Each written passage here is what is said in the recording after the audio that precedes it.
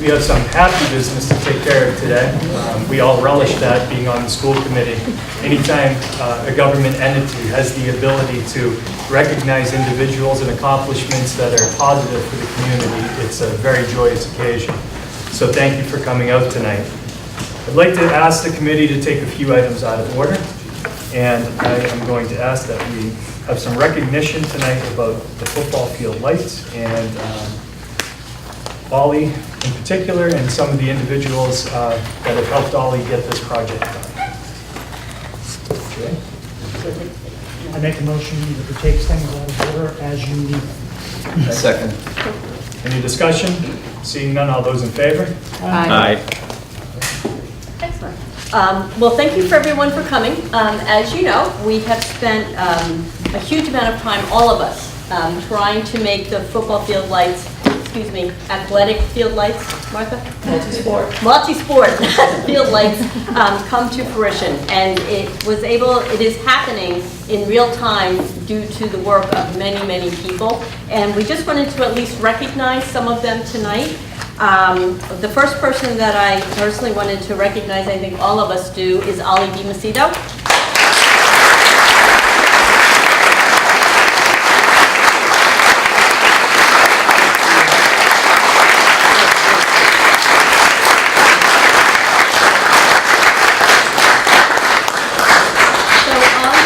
Boston Sand and Gravel, and Ollie has been instrumental in being the liaison and coordinating all of the multi-tiers of making this happen. Ollie also went out of his way to tell me not to recognize him, so of course I put him first because I don't always follow directions well. He also is someone that has really put his heart and soul in making sure that all the pieces of the puzzle fit together correctly, and the hope and plan is that the lights will be able to be turned on by the end of the month, in time for the first football game under the lights October 5th. So everybody keep everything crossed, but that is how it is looking at this time. The second person that I would personally like to thank is Vinny DiMacedo.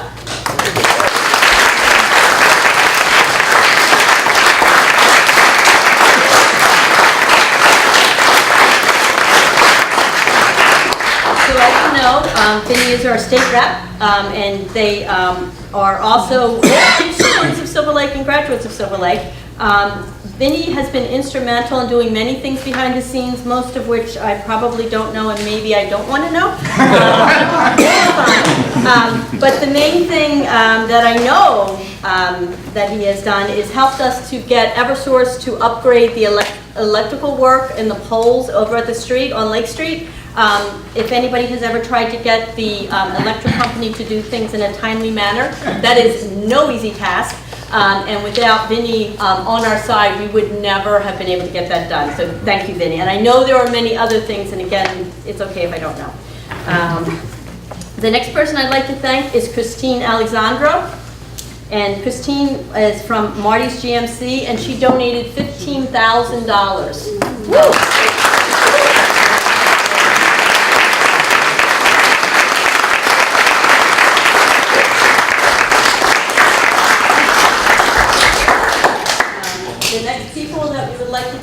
Are Peter and Michael Opachensky and Jason Martin. Some of you may recognize the name Opachensky from the Opachensky Fields in Kingston.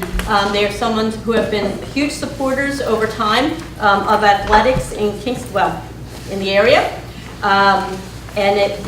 Their business is Opachensky SLT. They have dug all the holes, and substantial holes they were. They also have been kind enough to let us use all their heavy equipment. And they are also all Silver Lake grads.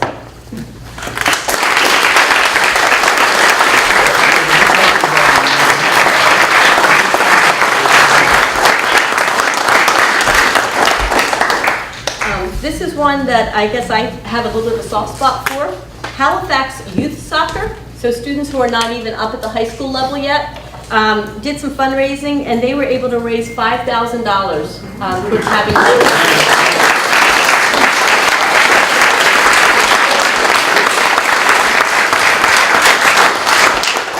By the way, this is in no particular order other than Ollie, who told me not to recognize him.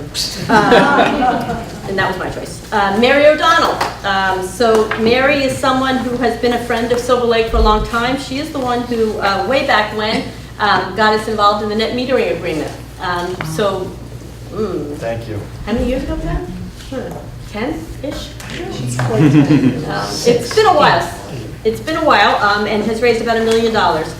She helped to donate some funds for the rhubarb that was needed for the foundations, for the forms, and her grandson just graduated from Silver Lake. So thank you, Mary.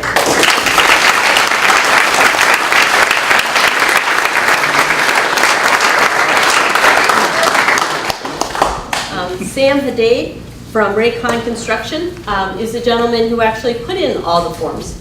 So thank you, because without them, we would not have a place to put our poles.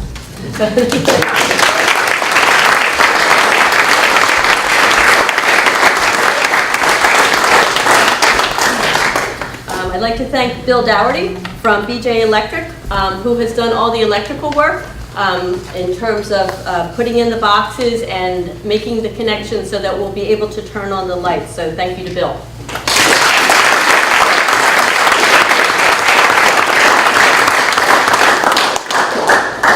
I'd also like to recognize and thank Matt Glynn from Glynn Electric. Matt was one of our original supporters and helped us to get this project kick-started and off with a bang, I guess, in the very beginning. So thank you, Matt.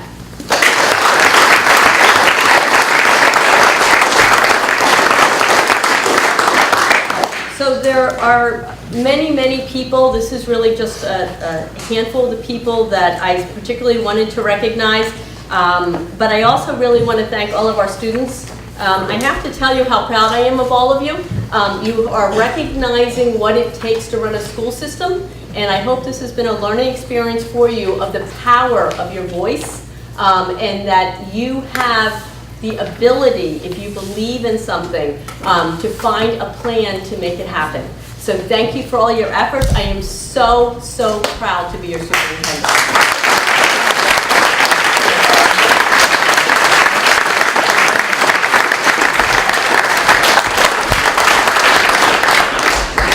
I'd also like to thank the school committee. This has been a very long and sometimes painful process. We had to make some difficult decisions about our budget and move some things around. We all really believed in the process. The problem was we couldn't find the pot of gold anywhere to make it happen. But with everybody working together, we were able to do that, and I really want to recognize all the efforts that we have all put in to make this happen. So please give our school committee a round of applause.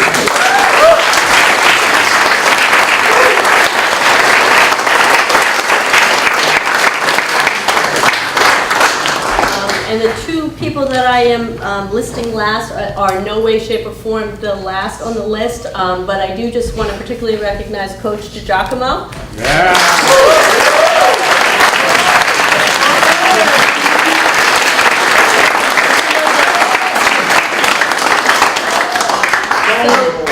The coach saw a problem, and he knew how to begin the process to get people moving, and I think he provided some inspiration to his players, I'm pretty sure, and to the community certainly, and because of you, we were really able to continue to move forward, and I particularly want to thank Martha Jameson, our athletic director.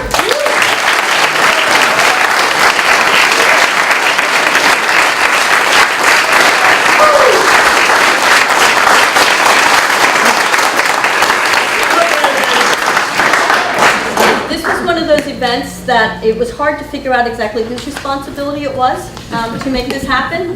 It didn't quite fit into anyone's job description, but we all rolled up our sleeves, and Martha in particular rolled up her sleeves, and I really want to recognize all the efforts that we have all put in. And I believe Martha has some athletic goodies for some of our friends. Yeah, just very quickly want to thank the school committee for not only providing our students with state-of-the-art, really cutting-edge LED 54 candle lights that are going to be here for a long, long time. They are also providing for all the different student athletes that from around the Commonwealth that will come visit our stadium. And that means a lot in terms of our reputation as a school, so thank you so much. I know the decisions were difficult. I know you had to come out and spend a couple more meetings in the summer that you weren't anticipating, but it's all because we care. Very quickly, before each season starts, I think the athletes know, my coaches know, I always leave a header at the top of my PowerPoint. And do you guys remember what it says? Pay attention. No? Coach, you know what it says? Burn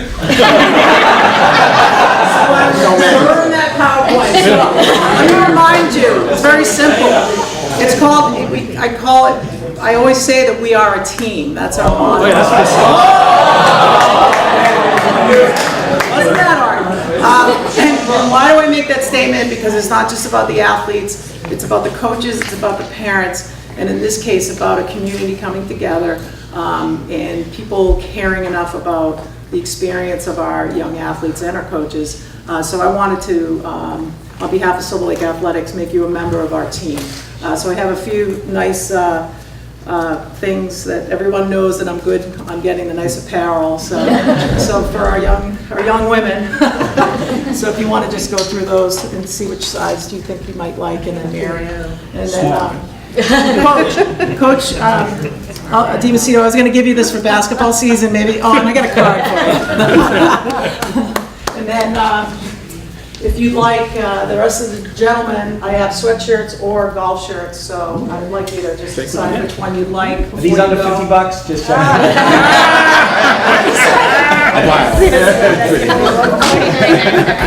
Oh, yes, it is. I got it in the clearance. Okay, thank you, very good. I get all this stuff when it's, they run out of, like, they haven't sold it all off yet.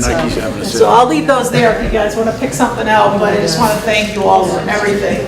As Joyce said, this doesn't fall under anybody's responsibilities. I'm 25 years of doing this. I've never bought lights before, and I said that to Joyce. And, it's something that comes along, and you just have to try to figure out a way to get it done. So it took everyone's efforts to keep pushing, and I'm really happy. I'll be really excited to be out there, especially October 5th when we recognize these folks at the game. So thank you.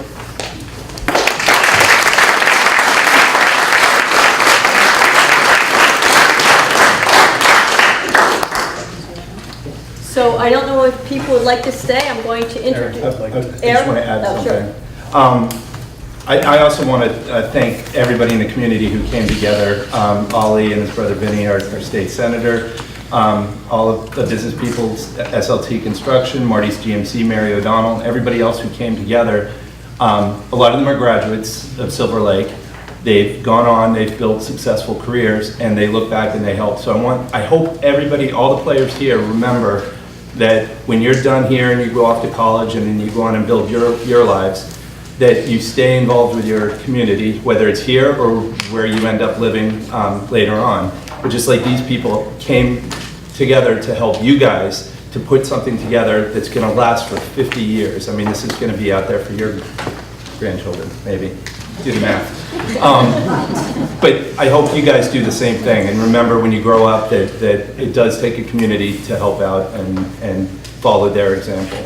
And also a huge thanks to all of you guys for what you did. It means a lot to them.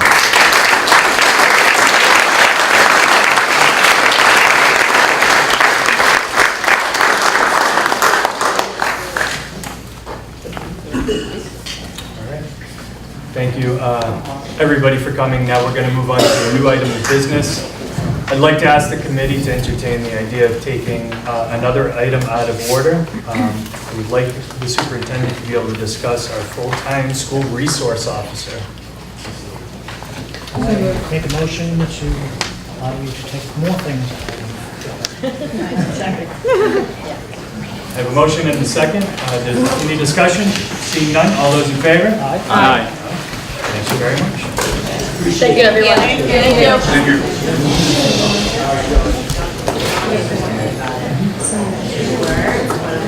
Oh, thank you.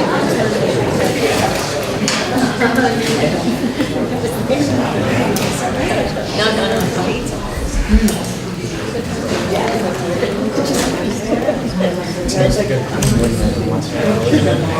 Thank you. Government-wise, yes.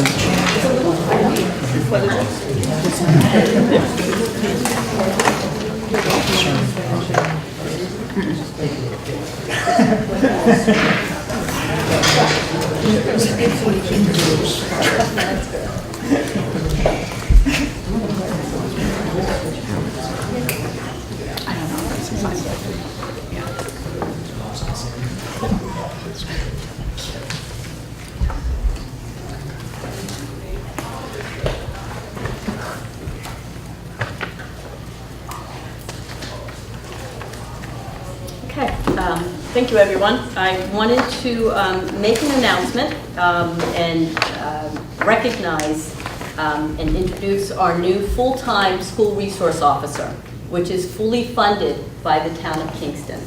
So we now have a full-time school resource officer, an official school resource officer on our Silver Lake campus, mainly housed at the high school, but also covering the middle school. And it is fully funded outside of our school budget through the town of Kingston budget. And I first wanted to introduce the officer, and then I wanted to recognize the town of Kingston and the Kingston Police Department for stepping up to the plate and providing this support and extremely important safety person in our building. So Richard Allen is our new school resource officer.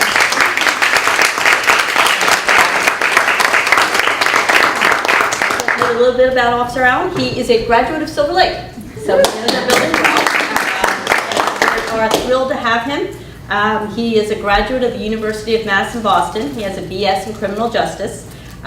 He initially began his police career working for the Suffolk Superior Probation Department, and then he worked as a case manager at Habit OPCO, basically working on patients and providing supports for people who needed some referrals and were having some difficulties. That he then worked for the Plymouth County Sheriff's Department as a correction officer and joined the Kingston Police Department in May of 2016. And we were lucky enough, right after he got married, that he decided that he was kind enough to join us here.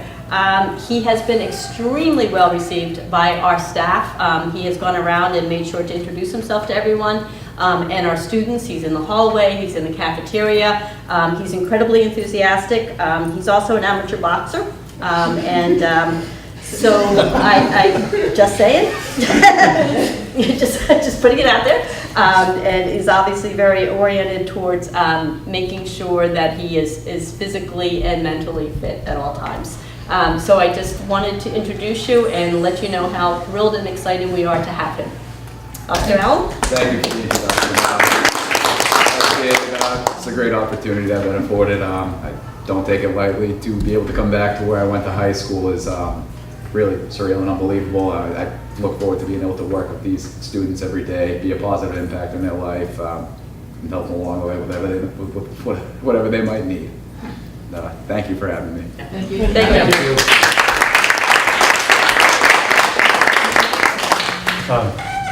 For the committee, we are thrilled to welcome you and are so happy you're with us and in our schools. Thank you, sir. Yeah, thank you. You can see on your face you're happy too. Yeah, he has not stopped smiling since he joined us. He has just been great. Fantastic. You know, he's What just class been were great. you in? What graduating class were you in? Class of 2008, sir. 2008. So you're going to be running into your teachers. Make sure you give them Okay. Luckily, he was a good student, so it hasn't been a problem. I did want to officially recognize the town of Kingston for their efforts and fully funding a school resource officer for us. They began funding a part-time school resource officer 40 years ago. Only the town of Kingston has funded these positions. So this is something that really means a lot to us. Again, they are within, our schools are within the jurisdiction of Kingston, so any officers that would be in our buildings would need to be part of the Kingston Police Department because we are within their purview. But I particularly wanted to recognize Mo Splade, our chief, and Elaine Fiore, our chair of our school committee, and all right, I'm not official.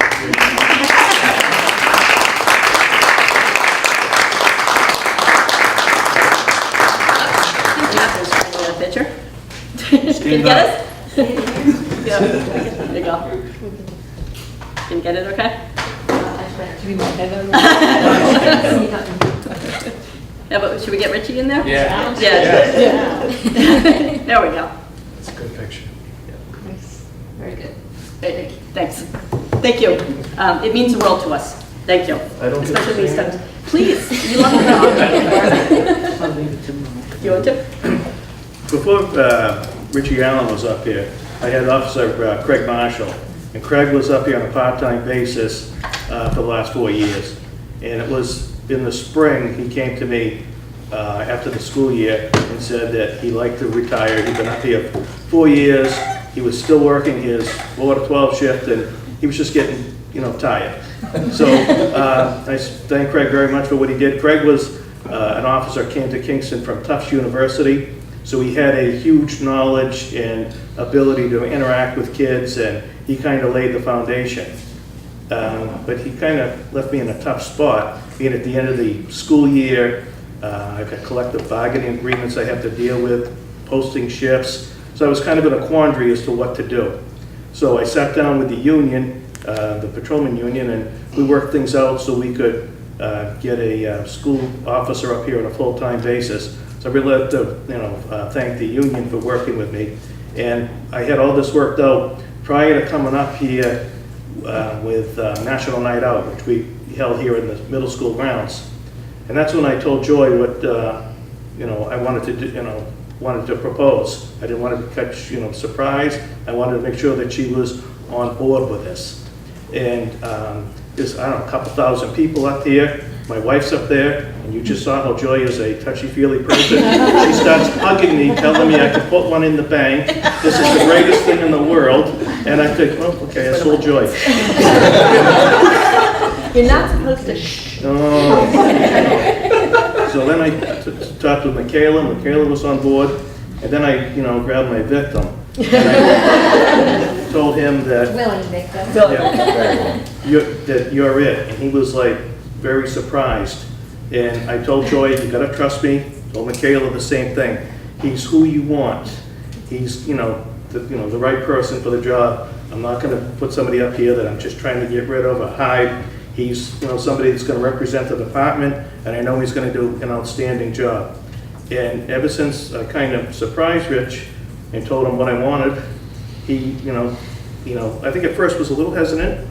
It was the weekend before he was getting married. I said, don't think about it over your honeymoon. You can see you when you get back, And the first thing when he came back, he said that he was really interested in the job. Ever since school started, I haven't seen him smile so much.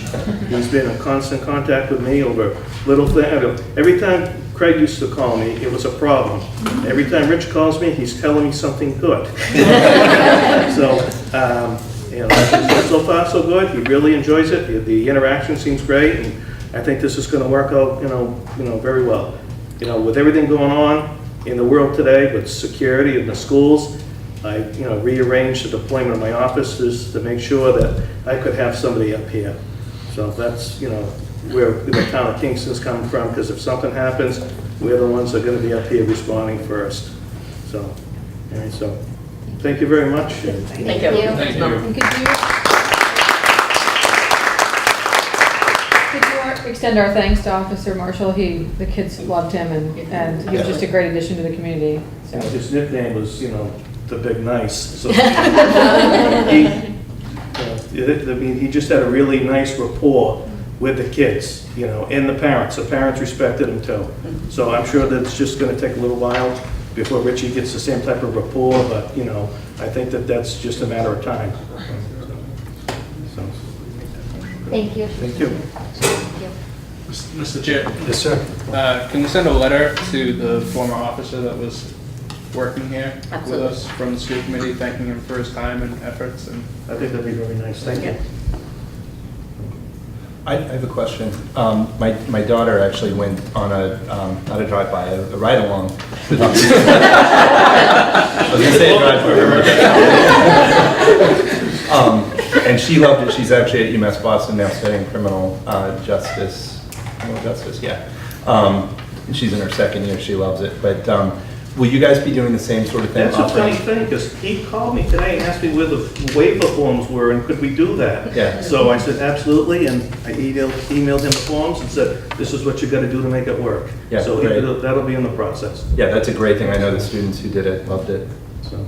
Awesome. And thank you for your support, thank you. Thank you. I Thanks, can't Mel. reiterate how much we're indebted to Kingston for fully funding this. As a member of the town of Plimpton, and having our children coming here, knowing that they're in the capable hands of your officer means the world to us. And we're thankful that you have a very good working relationship with your union, and we're hoping to approach our towns and see if we can come up with creative financial solutions to have Halifax and Plimpton potentially fund a second officer, to have 2 on the campus. It's a goal of ours. We don't know if we'll be able to attain it this year. We know it might take some very interesting financing. But thank you so much to the town of Kingston and to the Kingston Police Department for doing this for us. Thank you. Thank you. Back to the regular agenda, unless there's someone else who'd like to be recognized. Fantastic. Can we look at the minutes from our July 12, 2018 regular session, please? And I would entertain a motion to accept. So moved. Do I have a second? Second. All those in favor? Aye. Okay, moving on to the executive session minutes from our Thursday, July 12, 2018 meeting.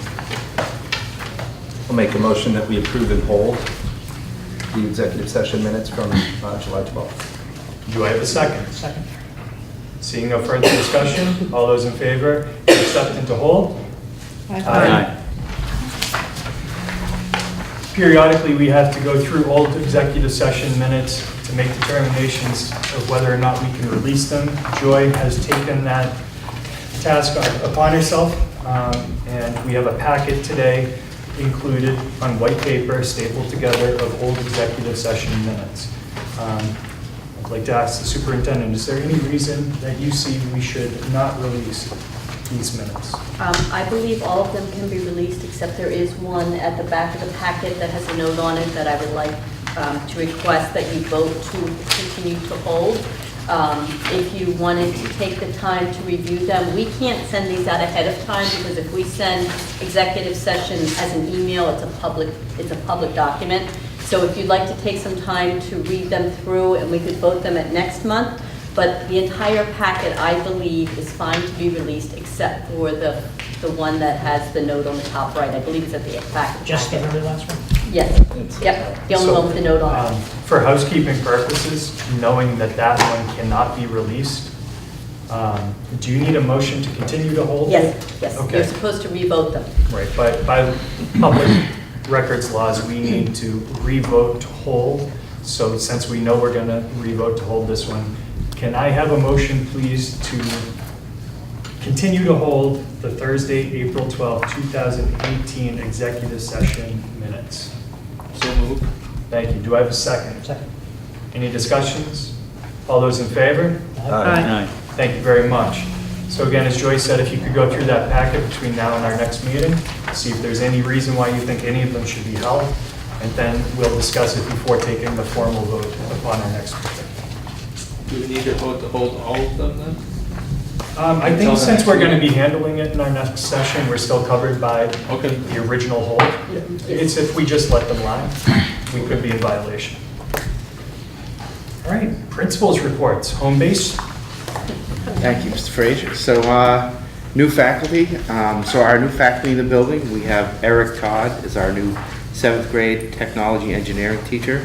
We have Brian Reardon, who's our new sub-separate language-based teacher. We have Dan White, who is our .5 adjustment counselor for our 3 sub-separate programs. We have Mary Kimball, who is our new school psychologist.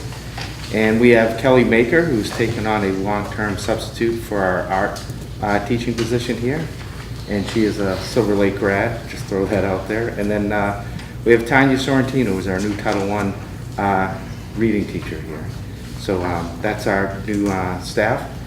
And for recognition in regards to staff update, I want to recognize our school librarian, Vicki Wright. She'll be receiving the Pathfinder Award from the annual MassQ conference in October. The MassQ Award is presented to a Massachusetts educator and leader whose efforts have enhanced the field of education technology. She's gone above and beyond here at our school. She's a phenomenal teacher, and she brings technology to the classrooms, into all of our classrooms. So I want to just give her recognition, which obviously MassQ is doing the same. So I'm going to move on to our summer programming. So Title I Summer Camp, I want to thank Mrs. Nastar, Mrs. Bloomer, and Mr. Garnier. They did a great job with our summer camp, summer enhancement camp. The focus of the enhancement camp was to reinforce math and reading skills. We had 25 students that attended the camp. The overall improvement of reading went from 70 to 73%, and the overall improvement in math went from 49 to 57%, excuse me. Also, I'd like to recognize our teachers for their professional development work over the summer. We had 12 curriculum development projects in the summer that ranged from science, technology, special education, ELA, digital literacy, social studies, reading, and incorporating social emotional learning into the curriculum. And I want to thank our teachers for all their hard work over the summertime and dedicating their time to improve our curriculum and our school for our students come September. I'd like to mention open house. So we had over 500 families come through our open house in August, which was on August 24th. We had our teams populated with some of our teachers, and they kind of went over their teams, communication, websites, homework assignments, how they post homework assignments, contact information. So I want to thank all of our teachers for coming and volunteering their time and meeting with our parents and our students and showing lockers and things like that. It was really great. Also, Vicki Wright, who I mentioned before, she comes in on that day and she works with our parents on our school website. She talks about that, how to access the information. She talks about Google Classroom, which most of our teachers use. And then she also talks about Power School, and she does a training so that parents have that training so that they know how to access their son and daughter's assignments, graded assignments, things like that, which is important because we want our parents involved in our school, want them involved in the education. So I want to thank her again for doing that. Upcoming events, we have our back to school night coming up on September 20th. We have our fall movie night and cookout, which is free to all of our students on September 21st. That's where we set up the big screen out in the courtyard. Mr. Canetta and myself are on the grills. We have burgers, hot dogs, popcorn, and the kids come in, we get the movie going. It's really a great time. We had over 200 students come last year. So that's coming up on the 21st. We also have Amanda Fowle, the DA, for a student safety presentation coming up on the 26th. She comes in and talks about student safety with our students, and then she comes that evening to talk to our parents, not just our parents at the middle school, but all parents from all three towns are invited to come in that evening. So that's coming up on September 26th. And then we have our first dance, Welcome Back Dance, coming up on September 28th.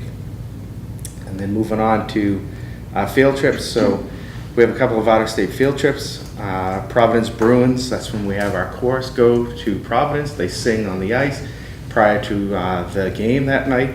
It's a really great event. That happens on January 18th. We have the Great East Music Festival. That's where our band and chorus students go and participate and get judged and get feedback. It's a really great event for them. And then they go up to Salem and Canopy Lake Park after that event. We also have a Team 7-3 activity going to Canopy Lake Park the first week of June. I should have said May 31st is when the band chorus thing is. Canopy Lake Park is the first week of June, and that's Team 7-3's activity. We also have the Latin Choral Celebration. That's the first week of December at Brown University. So our Latin students go down and they kind of participate in this collegiate event, and they sing in Latin. It's really a fun thing that they did last year. And then we have our New York City trip that's coming up on March 30th. That's where they go off, and they're going to go Saturday, March 30th, and they're going to return home Sunday, March 31st. And they go there and they have an opportunity to go into the Metropolitan Museum of Art. They have an opportunity to go to Ellis Island. They have an opportunity to go to Liberty Island.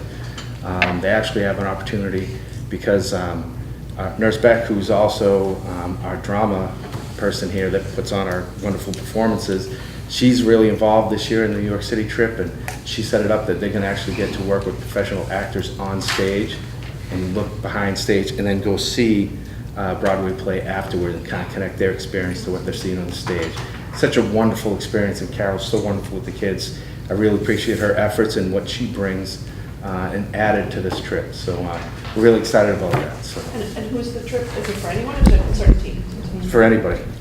Oh, Jim, if you need any adult Yeah. chaperones, I'd be more than willing to volunteer. Yeah, I mean, you know, we not only, you know, have adult chaperone, teacher chaperones, we invite parents to come. We want the parents to be a part of that experience with their child, and certainly we would welcome any school committee members who would like to come and see our children up on stage with professional actors and seeing what doors that open up for our kids. So we're excited about a lot of the things that that experience brings. And we're excited that it's across the entire 8th grade too. So, you know, and that's things that we always build towards, is building on things that we've done in the past and how do you improve it and how do you make it better. And that's what we always try to do. And that's the things that we look at. my son went on that trip 2 years ago when it was first introduced, and it was great. Glad it's offered to the whole 8th grade now. I I think think that's you nice, because I think participated. people were really stressed about which team do they get, do they go and, Yeah. you know, does that team go to New York? And it's nice that everybody will get to go. Yeah, I mean, we always want to try to, you know, things that work well, you always want to expand those and give everybody, you know, a better opportunity. And Nurse Beck has been, you know, instrumental in the planning process and really adding an element to this trip. So a lot of people go in and get a lot of thanks for the things that they bring to the school. And it's what makes the school special. These things that add, because it's not, our school is obviously not just within the four walls of the classroom, it's also what happens outside of the classroom. And we have some very dedicated teachers and professionals here that take that to heart and bring that to life for our students. That's why our students like coming here too. So special place because of that. So I'll entertain a motion to give permission for the out-of-state field trips as listed in the principal's report. I'll make a motion for the out-of-state field trips to be allowed. I'll second that, but I have a question. Yep, any further discussion? So I have a question. It says that you'll board up to 2 charter buses, so the whole 8th grade. Is that going to be, are you just limiting it to 2 buses? The first, once it's full, or? So, yeah, it's open to students that want to come. The planning that goes in is to have 2 charter buses there, and then every student will have the time to bring that in and say, hey, I want to be a part of that activity. So the equity process will be there for everybody, but sometimes, you know, full is full. And we have school time travel, which also runs our DC trip, that does such a wonderful job. They're really giving us access to some of the things that we're doing, and they're going to manage some of those pieces for us, which is really nice. And I thank them for that. Can I ask one question? Is there any possibility for a student that wants to go but their family can't afford it to apply for a scholarship? Yep, so we have fundraising set in place for that very terms. So, yeah. Mike? Hey, Jim. So it's just limit seats? Yeah, so we were looking at 2 buses, which carry about 110, 112 people. So you got to have some of those sectioned off for chaperones, of course. But So this is if I understand, so this is the first year that we're introducing it to the entire grade, right? yes. Okay. So I know my daughter missed out on it last year because she wasn't on that particular team. So do you anticipate that you might get a bigger response and we might have to get another bus, or are we just totally limited and that's going to be it? If we had a big response, I would be open to looking at, you know, what additional costs there would be to go and make that bigger. I mean, there's, you know, with something like that that's this big, obviously there's no promises that, you know, a 3rd bus is feasible and additional, you know, 10 hotel rooms are feasible. But, you know, I mean, my heart's where you guys' heart is. It's for the kids. So if they want to go, I'm going to try to make it happen for them, you know. But obviously there's a time where once it's open that they have to come in and say, hey, I'm interested in going. And then the student comes in after that time, you know, they may or may not be able to go because we've already made arrangements, reservations, you know, activities, reservations were made, things like that. Paul? swatting a fly. Okay. I'm sorry. There is a fly going around. Are there any further questions before the vote? Okay, then all those in favor of authorizing the out-of-state field trips? Aye. Thank you. Thank you, guys. Appreciate it. Ms. Carroll? Hello, happy new school year. Thank you. I'd like to introduce you to our new staff members this year. Due to some retirements last year, some resignations, and also the new programs that we had a busy summer in the hiring process. Mr. David McKenzie is our new carpentry teacher. Justine Murphy is teaching Spanish. Jackie Bissett is our new early education and care teacher. Rachel McGuire is teaching art. Erin McLaughlin joins our social studies department. William Trial is in our special education department. Amanda Carr is our new adjustment counselor. Katie Marini is our new allied health program teacher. Caitlin Reno is also in the special education department. Laura Courage is our new Pathways program teacher. Our Pathways program is the 18 to 22 transition program that the school committee helped us to develop last year. Carol Coletta is our new computer science teacher, and David Cronin is our newest addition as our metal fab teacher. We have 3 new aides in our building this year: Amy Woods, Sue Corcoran, and Nicole Gill, who we are not related. There's no relation. Leslie Kalinowski has shifted from the kiosk position to our CTE secretary position, and Casey Sheehan joins us as our athletic secretary. And then you met tonight Officer Allen, who joined our staff as well over the summer, and we're thrilled to have all of them on board, so thank you. Over the summer, we had our 3rd year of the summer enrichment program, which 2 of our teachers, Ms. Ritchie and Mr. McStowe, really worked together to coordinate, and they recruit teachers who volunteer and come in over the summer to teach these classes to our students. Mr. McStowe hosted a creative writing class for students. Ms. Ferreira hosted a college essay class, 2 different sessions. Mr. Tilley taught Spanish language and culture immersion, and Ms. Ritchie did an SAT prep course. And so it's an opportunity for students to come in over the summer. Teachers can maybe teach something outside of their mainstream curriculum to really enrich our students' lives and help. I had an opportunity to sit on Ashley Ferreira's college essay course, and she was busy working with incoming seniors on that process. So I know the lights have taken up a lot of our attention over the last couple of months, but I did want to point out some other facility updates in our building. Our gym floor was repainted. It's no longer yellow. It is school colors. We've got nice little sidelines that say Lakers, so if you're coming to any fall, winter, or spring events, it'd be nice to check that out. Our greenhouse, our old greenhouse, was torn down in preparation for the new one that will be going up, thanks to the grant that Elliott Glass worked hard to receive. And one of our classrooms, which was previously the auto body shop and then it turned into a wood shop, is now a mini hospital for our nursing program. So the custodian team had a lot of work this summer, but they did a great job outfitting our building for all of our needs. Our bridge program, there's a handout, I believe that was passed out, is up and running. So we're thrilled to have that this year.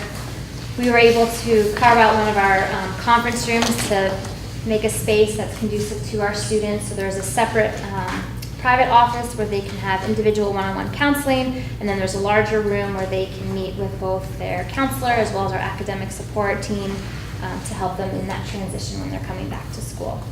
And then we also have our Pathways program, which is located in our old iPad lab. So when we're at the high school and we have some smaller meetings, you'll be able to see that space now. It's outfitted for our 18 to 22-year-old students. So, in terms of opening days, we hosted the class of 2022 for freshman orientation on August 17th. Our staff members, as well as student volunteers, led small groups of students on a building tour. They got to try to open up their lockers. They took a look at their schedule. There's a Q&A session for them. And while they were on their tour, administration, we stayed behind with the parents and just did sort of a quick welcome and overview of what to expect over the next 4 years. I'd like to thank both Mr. Correa and Mrs. Fontaine for organizing this event for our students, as well as the teachers who came in over their summer vacation to host those tours. We had a very enthusiastic opening of school this year. Our theme this year focuses on pride and respect. We recognize that Silver Lake is a place where teachers want to work. We had over 600 people apply for the positions available in our building this summer, and it's a place where families want to send their students. So we're using the hashtags, "This is where you want to be," and our theme is Respect the Lake. Once again, our staff members participated in our annual Chalk the Walk, where we decorated all the main entrances to the building for students on the first day of school, welcoming them and encouraging them to make it their best year yet. We have some other parent orientations taking place. Our guidance department has already hosted one for our 12th grade parents. That was last Friday. Tomorrow they'll host our sophomore parents, where they'll review MCAS review and information that they should be aware of. And then on September 21st, they will host 11th grade parents to talk a little bit about college readiness and the process preparing for their final 2 years in the building with us. We had our back to school night this past Tuesday night. We did a quick survey with staff and tried to do a head count, and all of our matrix putting together, we had approximately 300 parents who attended. So those are pretty good numbers in our comparison to what we've done in years past. And then finally, I'd like to share our AP scores that were released over the summer. To give you a little bit of background information, 12 years ago is when we began the open enrollment process for our AP courses, where we eliminated any prerequisite and allow any student to take them. And so at that point, we had 96 students who registered to take AP courses. This year we had 273 students who took an AP test. That's up from 242 the year before. We went from administering 166 exams 12 years ago to 606 exams taken this past spring. That is also up from the year before, when we administered 517 tests. Of the 273 students who took an AP test, 220 of them received a 3, 4, or 5, which on average is an 81%. And because we are open enrollment, and because we continue to increase the numbers of students enrolling in AP classes, and we maintain that B average, if you will, on the test scores, we continue to hold the College Board School of Distinction recognition at our school.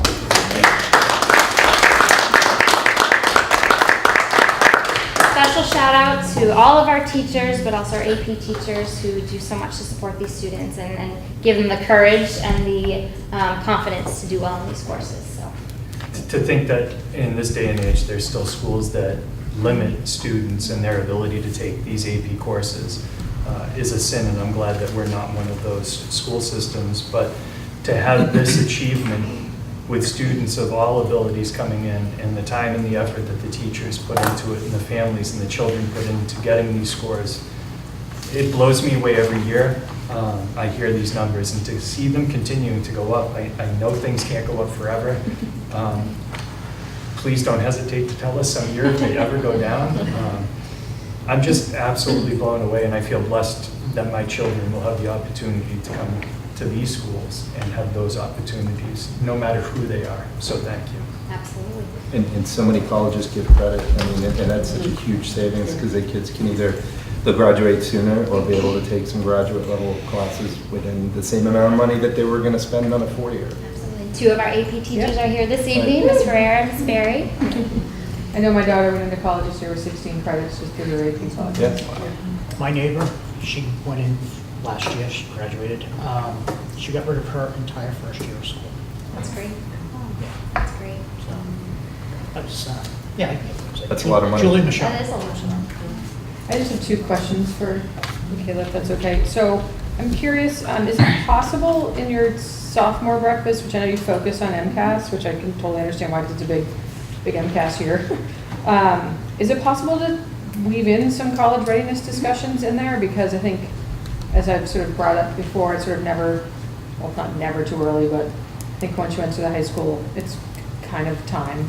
And certainly in their sophomore year, I'm just kind of thinking maybe not so much about exactly what they have to get done that year, but like weaving it in a little bit. Start the discussion and potentially looking into allowing, like other schools do, 10th graders, if they want, to get access to Naviance in their 10th grade year, which a number of schools do. So they actually they can access it at any time over the course of the 4 years. We have just found that historically it's overwhelming to their younger students, and then like they get in, they log in, and they're like, okay, I don't need anything, and then we're doing the whole orientation process over with them as a junior or senior. But we can certainly talk about adding that to the presentation. Okay. So we're meeting with the soccer parents tomorrow at 7:45 a.m. So I can't guarantee that we'll get a slide in. It doesn't have to be by tomorrow, then, but I just mean. Absolutely, I can work with them on that. Thank you for the suggestion. One of the things I did hear from the college admissions director I spoke to recently is they're actually this year buying nationwide all the PSAT scores, which is a first for them. So they're actually not waiting for SAT scores to come in, they're buying all the PSAT scores because they want to market and approach kids early, which is just a data point for everyone. And the other quick thing I wanted to ask you about is the school does a great job and your summer program is fantastic on the SAT, especially considering an SAT prep courses. They're kind of pricey, and it's really nice to have the resource in the summer for kids who want to take that. But is it possible to consider a similar one or some similar focus on the ACT? Because it's it's an equally acceptable test, and a lot of kids are taking it now. And I don't even think my daughter reported any of her SAT scores because she did better on the ACT, but she had to go to I don't even know, somewhere far away to take it. And so I just thought maybe we could consider. Okay, so you can reach out to our staff and certainly see if there's someone who's. So either a prep course and or maybe offering it similarly, one of the ACT tests like we do the SAT. Absolutely. Just a thought. Anyhow, thank you. How far did she have to go? Oh, I want to say she went to Wellesley or something. Far enough that it was, the added stress of that day was unnecessary. I think my son did it at Bridgewater State, but that was 4 years ago. Yeah. So just a. Yeah, That's absolutely. great. Thank you for everything Great you're job. doing. I'm not naysaying that recommendation, but I just want to recognize who teaches our summer programs. Is it voluntary on basis? I understand we might compensate them, but is it required, or are these teachers who are volunteering to teach over the summer? They are not required to teach over the summer. Right. So we would have to find someone who'd be interested, and we'd have to have enough students willing to do it to run it? Correct. Okay. Just wanted to make sure we put that on the table before Yeah. we went Was too the far. SAT course this summer full? I don't know how many students were in that one. I was on vacation that week. Good for you. But I can get that number for you. Right. Unless Ashley happens. I don't believe it was full. I think the summer enrichment program has been slowly but steadily growing. And the 3 different sessions of the college essay writing course actually funded some of the others that were underfilled. So hopefully that one expands. But because we were able to run some where in previous years we couldn't, I think it'll grow more next summer as well. And I think each year we Yeah. learn too about the best time to Yeah. advertise and recruit students Yeah. to take these classes. So Anything else, Ms. Gill? that is it for me. Thank you. Thank you. Mike? Yeah, I just wanted to say, I had attended the back-to-school night, and huge credit to you and your staff. I thought it was awesome, how engaged everybody was with the students, with the parents, and I thought the building looked, it was the first time I was in the building that got round. Right. It looked awesome. Thank you. The gym floor, dynamite. So, Except none of us want to walk on it. nice job. Great. Thank you. Thank you. I will share those sentiments with my staff. Thank you. Okay. And to our Director of Business Services, Christine. Thank you. In your package tonight, the financial isn't all that much to report. We're giving you just to let you know that at the beginning of the year, we base our encumbrances based off of last year's actuals. So it's based on how that year actually went. There are a couple of items that are starting to show a deficit right now. Some of those areas are utilities, but we're kind of showing the worst case scenario. Last year, we really struggled with our gas account because of that. There's some cold weather spells, and we exceeded our allotment for our usage, even though we have a factor built in to increase that. So our new contract that started this July does not have, we pay the same price no matter what our usage is. So we're hoping that's going to make a difference. So we've just kind of put the worst case scenarios out there for right now, and we will adjust as we get better information during the year. I wanted to mention that we have converted our telephone system. Have not yet seen the savings. It happened over the summertime. So we're kind of waiting to see, as that starts to show itself, then we'll start to make some adjustments. You'll see there are a few deficits there for that. And our insurance company, there is a small deficit between our property and casualty and workers' comp plan. We had a little balance in property and casualty, and we went over on our workers' comp, so the total deficit in that area is $2,000. But that should be it. That's all the activity for the year, because we do pay our premiums at the beginning of the year to take advantage of the discount that's allotted to us. Let's see what else I want to mention. information to you. You will see a couple of smaller variances and deficits throughout the financial. What we're trying to do is get some greater clarity within our descriptive titles. So we're trying to break things down. One of the areas you'll notice this in is professional development. And in the past, we've usually budgeted for tuition reimbursement and workshops. That traditionally means workshops that are outside of our buildings. What's happening is there are some curriculum workshops that take place over the summertime. So we're starting to kind of build that in and give that its own category. We haven't budgeted for that category yet, but the dollars will be available from the workshop account. We're trying to be attentive to making sure we don't overuse that, but we're just trying to seek greater clarity in how we break information down on our financial. You'll see that in the technology area also, because that does happen there. You know, the needs shift. What we thought we needed last January is different than what's happening right now. So you'll notice some switches there in that area because of that. And the only other item that I wanted to bring to your attention is on page 4 of the detail, in the middle of the page, in a maintenance area. So there's a deficit of $5,390, which is alarming for right now. But what that is once we had to start work at the very beginning of July for the new greenhouse. And we did not have the financial piece in hand yet on how we would be reimbursed. So we weren't comfortable charging anything to that grant until we had that in hand. So what we did is pay for some of those items out of our regular operating budget within the CTE area. What will be happening is we do now have that commitment in hand, the financial commitment, how that will be happening. So we will slowly transition those items from the operating budget to the greenhouse account. So I just wanted to bring that to your attention if that, you want it to be alarming to you. And other than that, we're moving along. Are there any questions? All right, Henry, let me know. Thank you, Christine. All right, moving on to our Assistant Superintendent, Dr. Jill. So at the end of May last year, DESE held a federal grants conference, and the focus really was the introduction of a new consolidated grant workbook. And over the summer, I worked with Melissa Farrell, and we completed the grant workbook on behalf of Title I, Title II, and Title IV, and that was submitted to the state. Our mentoring program has begun, and Steve Blatt and Melissa Farrell have been appointed as the mentor leaders, and they have worked with the building principals to assign each beginning educator a mentor. And I also provided you with the regulatory language there if you weren't familiar with the requirements for mentors. On August 24th, we held a full-day orientation for all new faculty. And also in your packet, you'll see a PD Council proposal for the upcoming school year for professional development.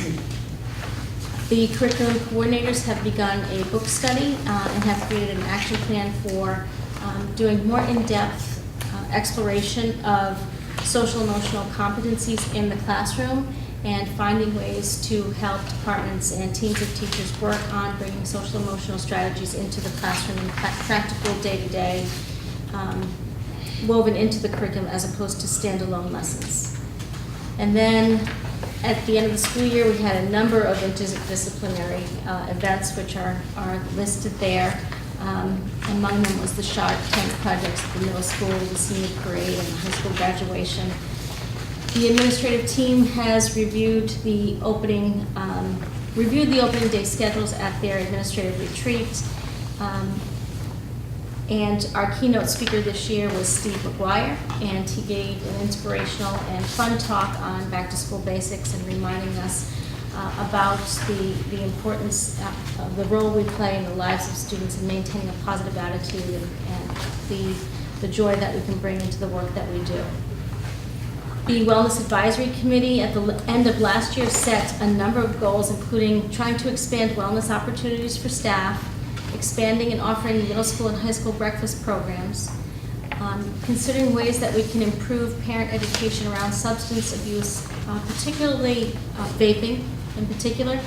And at the end of last year, Michaela and I had a talk, and we also were discussing it at the Wellness Committee about thinking of ways to introduce an educational component with our students who are found violating substance abuse policies to kind of make our discipline efforts maybe more effective.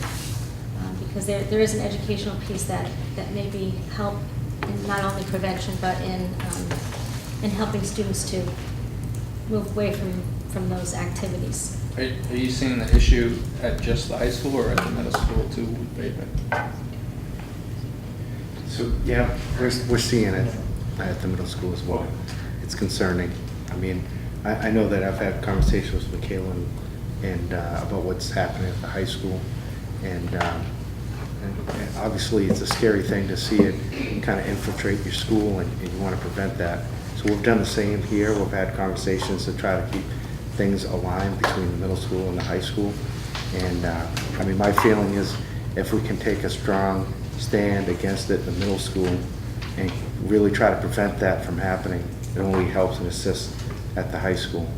I mean, it's not, obviously, it's not a perfect situation, but, you know, those are the things. So there's things that we're doing at the middle school too, like, not only, I mean, obviously we had to realign our suspensions a little bit to make sure that we incorporated all the different devices that can be used in the bathrooms for vaping, which, you know, just seems to get more and more involved. And then also, we put students on safety plans now. That's something we incorporated into our handbook last year, which we talked about. So if you're caught in the bathroom, vaping, drugs, alcohol, you're put on a safety plan and you're not back in that bathroom. You're now in the nurse's bathroom until you have shown that you have the responsibility to take and go to the bathroom on your own without doing things like that. So we're taking it very seriously here, and we really think that some of those steps will make a marked improvement. And you know, as always, I mean, thank your support when you vote the handbook. Thank the support of the superintendent for getting us together and having these good conversations to make sure we take a front line stand against things we don't want our kids subjected to and we don't want kids doing in our schools. It's tough, and it's a challenging situation because the devices are getting smaller. Yeah. Okay? And I can honestly say, I can speak to the town of Plimpton, is that we have our DARE program, and we start off early with the kids. And I'm not sure, I don't think Kingston has it, I don't think Halifax has it. And I can just say to the other communities, you might want to rethink getting that money back into those programs, because both of my children have gone through it, and Officer Smith does an awesome job with those kids, and they all come out of that with an education, understanding of what will happen to them with their minds and their bodies. I'm just throwing that out there. It's something that you got to start. You got to start early. It's by the time some of these kids get up in the middle school, high school, I think it's too late at that point. I mean, not too late. I mean, we still can educate everybody, but starting them when they're younger, I think is a positive. I know it's helped my kids, you know. I think a lot of what we're finding too is it's educating our parents as well. You know, just the conversations we've had with our families who've been impacted by this in our building. The information that we share with the mom or their dad, that they're blown away and had no idea, you know. So a lot of it, you know, we're looking at creative ways and programs and resources that we as a school can then share with our families and our communities to be more aware of the devices and what they're capable of. I mean, they market it as it's some great thing, Right. you know. It's bad. So I have a question. Are you seeing a lot of new kids getting into trouble with this, or is it repeat offenders, or both? Or is it, I'm wondering if it's growing or just the same kids over and over and over. I think, I mean, I don't have the data in front of me, but I think there are definitely a lot of repeat offenders, which is one of the reasons that we look to make the consequences a little steeper in our handbook.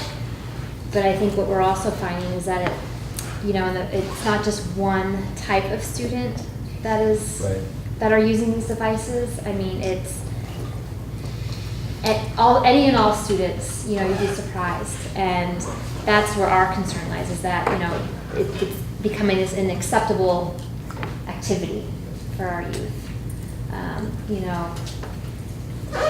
Unfortunately. Thank you. A little support to the administration. You can't police morality, and if the parents are vaping, smoking at home, it may not be as important to them as it is to us. So it seems like something that you're not going to be able to completely stamp out. Of course, try, but there's no absolute zero, I would say. So, but understand, I totally support you, and I understand. And just to give some background information, back in the spring, Mass Association of School Committees actually approached me to put together some people from our region to create a workshop to give to potentially parents, other school committee members, and to students. And they'd heard about some of the revisions we'd made to our student handbooks, and Joy was nice enough to allow me to contact our building principals, and they agreed to be part of this. So I had some personal things going on over the summer, and it got put to the side, but we'll be pushing forward with that as well, so we can actually be a beacon of hope to some of the other schools that are dealing with the same situation.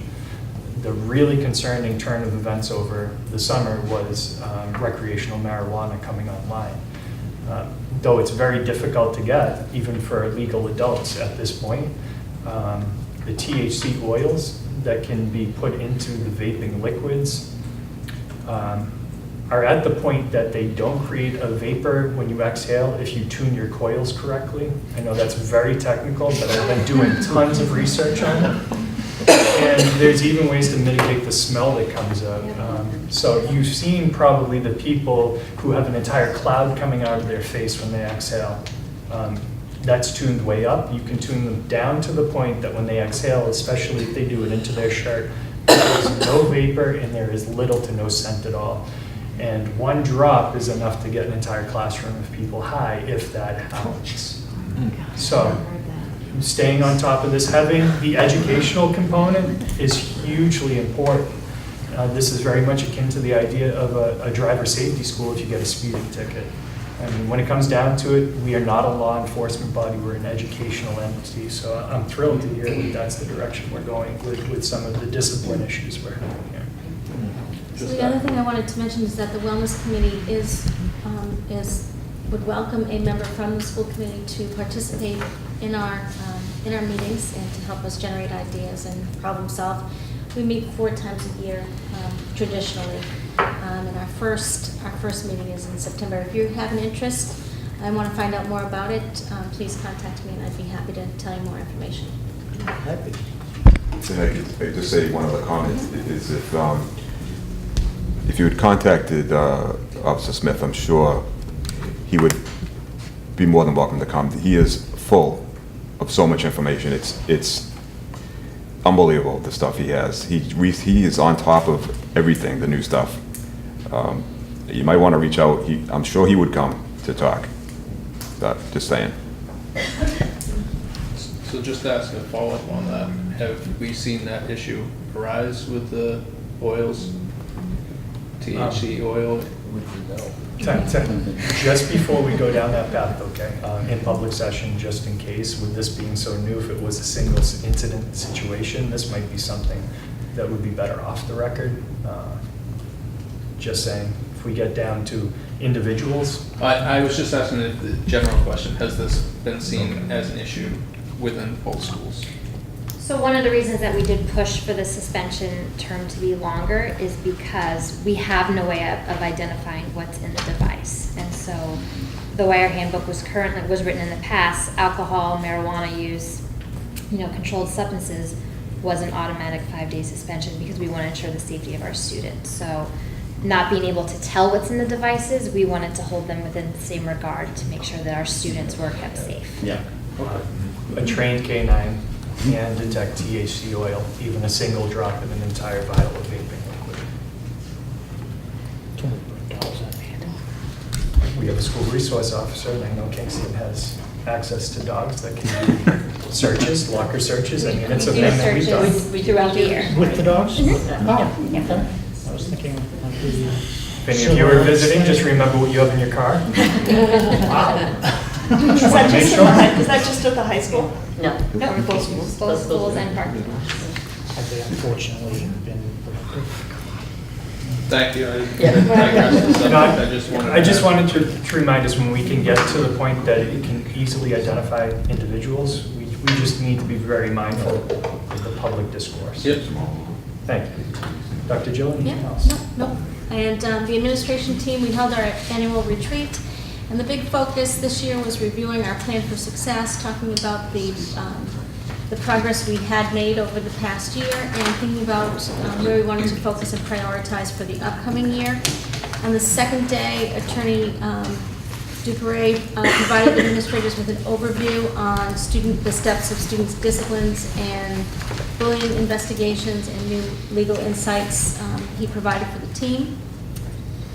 And we also reviewed the emergency response plans in preparation for our annual review with the chiefs in the towns. The summer newsletter was shared with the community in July, and as always, I thank all of the contributors who help in terms of the information that goes into the newsletter. Governor Baker is planning a statewide STEM week from October 22nd through October 26th. And as I had mentioned before to the committee, Scott Farrell is a STEM ambassador in the state. And so he is going to be working with our science, technology, engineering teachers, not only at the secondary level, but reaching out to the elementary schools as well, because it really is a pre-K through 12 celebration. So he'll be reaching out to Melissa Farrell to try to coordinate some opportunities as well with the elementary schools. And we're hoping that the governor may pay a visit to us and visit some of our classrooms as a result of that. If he does, make sure that gets on Twitter. The Massachusetts School Counselor Association is sponsoring a 3-day workshop. And so it's about a college and career advising program known as MyCap. And John Garofalo, our Director of Guidance, is working with the high school administrative team to put together a small team to participate in this opportunity. And then finally, another change in regulatory information that I thought you might find important to know. I've talked to you before about sheltered English endorsement that our teachers need to earn their core teachers of English language learners within 1 year. It now includes career vocational technical teachers as well. And if you've had an English learner in your classroom during the past school year, you must now earn the SEI teacher endorsement by July of 2021. So we do have a course taking place starting this month here, which is an SEI endorsement course, and we are going to attempt to offer a second course in the spring, but we don't have anything official yet. We don't have official approval, and that, again, has to go through approval chains because they have to be DESE-approved instructors. And so Lana is one of our teachers, and she is an approved instructor, but it still needs to be approved by the state and or through an organization such as MATSOL to provide it on site for us. Is that just one class to get certified? Or- It's one class, but it's multiple sessions. Oh, yeah, So, yeah. That, I kind of figured. Yep. I was thinking a semester long. Yes, yes. I have one question about that. Since we now have potentially some teachers who might retroactively have to take it by a certain date, can we give preference to them on seats in the SEI classes that we hold at our campus? We don't. We can't because it's not controlled by us, so it's like an open kind of enrollment. However, with MATSOL, we knew a little bit in advance, so our teachers had an advantage in terms of enrolling. But if you don't enroll quickly, we have several seats, 9 seats that went to people from other districts. Sorry. Do they get PDPs for this, or I know it's a mandated thing, but No. do you get PDPs towards you? They can also get college credit, so it depends on what they What you apply for want, through yeah. the provider. So we don't issue PDPs for the course, the provider for this particular course would issue PDPs. But you'd recognize them as the totals they would? Oh, yes, yep, Okay, and the state would as well. yeah, okay. Go ahead. What is a PDP? Professional development points. Thank you. And we have different numbers of points that we're required to get in different categories depending upon our licensure, in order to renew our licenses. Okay, thank you. I'm sorry about that. It's a bad habit. We love acronyms. Alphabet soup. Yes. Yeah. So I have a one comment and one question. So on number 11 with the STEM week from the state, I am, as many of you know, I'm with Solar Oceanographic, and we were just approached today by the Regional STEM Network on the Cape to host a bus tour of school administrators to different companies that are in the STEM fields and to provide administrators and leadership with the opportunity to see sort of what STEM opportunities are for career and workforce development in our region. You know, on the Cape, we don't live on the Cape, but we live near the Cape, and there's this sort of big flight thing that goes on in the Cape where kids leave and they generally don't come back if they have something to go to. But so they were sort of highlighting some of the cool places you could go work, and not necessarily just at the PhD level, but you know, all the way through the workforce chain. So we're actually going to be hosting a half day of school administrators down that way on either October 24th or 26th. But I guess what I was going to suggest is if they don't fill their bus or they don't fill their quota with the number of people, if anybody wants to come to Hui on it's whole oceanographic, we call it Hui, sorry, for a half day or like 2 hours, you're welcome, anybody's welcome to come to see what the STEM opportunities are, or one of your students, not one of your students, one of your teachers. So we're happy to open that up. Thank you. I'll mention that to Scott as well, so that he's aware in case he has some. Yeah, should be pretty cool. It will be. So, because I think especially here where we are, do have the CTE education in addition to the regular track education that, you know, places like Woods Hole Oceanographic employ every part of the workforce, to machinists, to carpenters, to PhD scientists, to ship engineers. I mean, so it might be a good opportunity to folks to see that. Happy to do that. I think they're hoping for 50, but they'll probably get 25, so I'm sure there'll be some spots. If anybody wants to come to Woods Hole, maybe I'll let you walk with a t-shirt or something. The other one is number 13 with the school counselor workshop series, which I think is fantastic. I noticed in your notes you said schools are invited to register small teams of staff led by counselors, but including teachers and administrators. We're limited, so we get a certain number of slots that we can fill. So. Yeah, if you don't fill it, I'd love to participate in it. I'll let John know. Okay, thanks.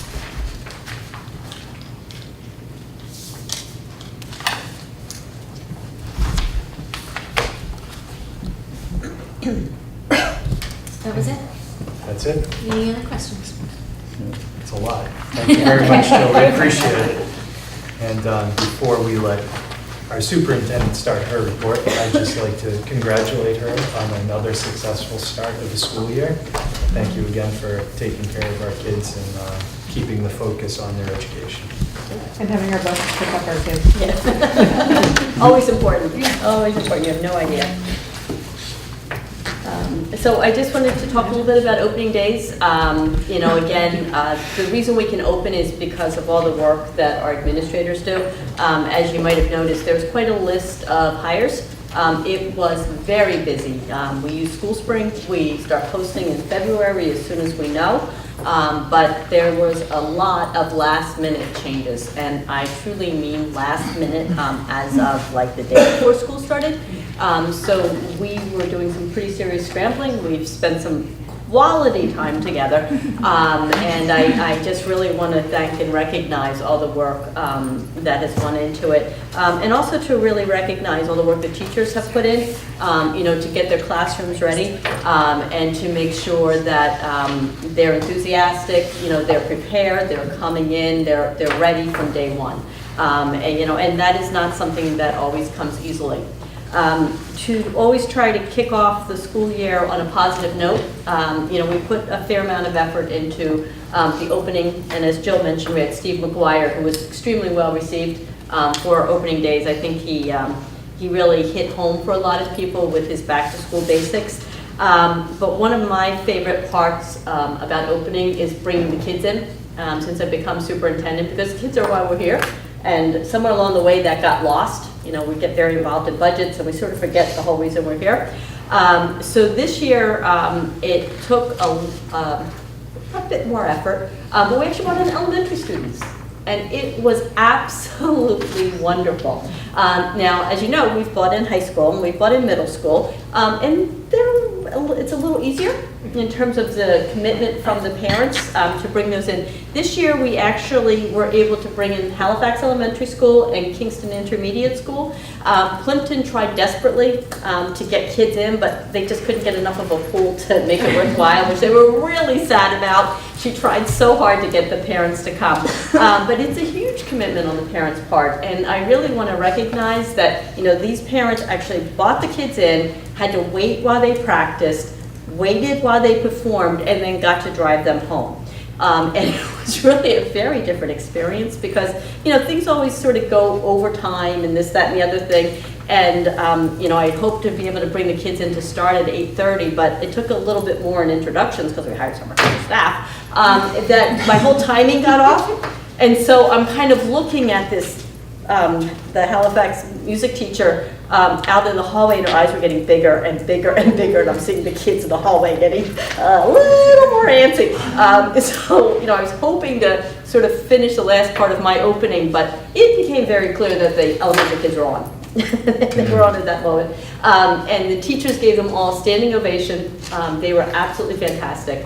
And it was just very inspirational to have these little guys coming into the big stage and to sing. And I just want to stress, there are 500 people in that auditorium, give or take, for opening days. And for the kids to come in, for the parents to drive them in, and to make that commitment was just fantastic. So Halifax sang a song, Kingston Intermediate School came in, sang a song. We even had a child do a solo, which was really impressive. And again, remember, they haven't practiced, right? I mean, they haven't seen each other since last year. It's a variety of age ranges. And they just really did a fantastic job. The other thing we did this year, which was really fun, last year the band greeted our teachers as they were walking in, which was really fun. The band this year volunteered to do an actual song on stage.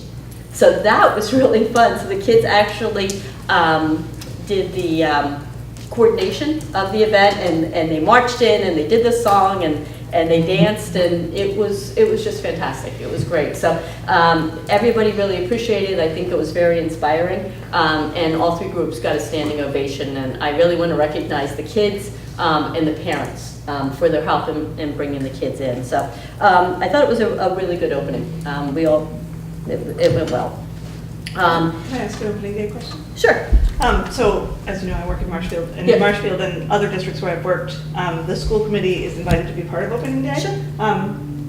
And actually, this was the first year that Marshfield and Silver Lake didn't start on the same day. So Okay. I think a lot of years, those of us, Right. sure. It's very hard for school committee to come to something like that, Mhm. but, you might consider inviting the school committee in the future. Sure.